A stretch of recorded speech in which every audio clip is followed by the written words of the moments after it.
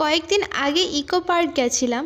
তো এবার eco park যাওয়ার উদ্দেশ্যটা পার্ক ঘোরার জন্য ছিল না।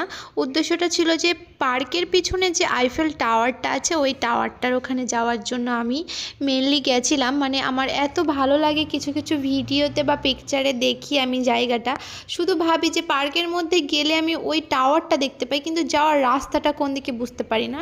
তো যাকেই জিজ্ঞাসা করো তো সে বলতো যে পার্কের বাইরে দিয়ে যেতে হবে, পার্কের ভিতর দিয়েও যে যাওয়া যায় এই কথাটা কারোর মুখ থেকে শুনিনি।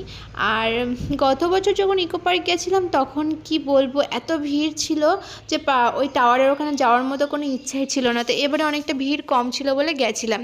এপার থেকে ওপারের সৌন্দর্যটা অসম্ভব সুন্দর লাগছিল, কেননা পড়ন্ত বিকেলের সময় মানে দৃশ্যটা খুবই সুন্দর। তো অনেক খোঁজাখুঁজির পর আমরা টাওয়ারের এখানে পৌঁছেও গেলাম। একজন গার্ডকে জিজ্ঞাসা করলাম যে ভিতরটা কি ঢুকতে দেবে। সে বললো যে আপনাদের কাছে যদি ইকো পার্কের গেট পাস থাকে বা টিকিটটা থাকে তবে ওর মধ্যে ঢুকতে পারবে, তা না হলে ওখানে ঢুকতে দেবে না। তো দেখে মনে হলো যে অনেক লোকজন তো আছে, তাহলে আমরাও যাই। তো এখানে এই গার্ডটা বলল যে 5 মিনিটসের বেশি ওখানে স্টে করা যাবে না।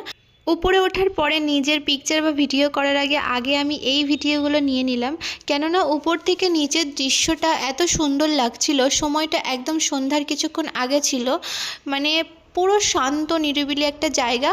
পার্কের মধ্যে যেমন কোলাহল ভিড়, এদিকে সেরকম কিছুই নেই। তো সেই তুলনায় এদিকটা অনেক সুন্দর, অনেক শান্ত।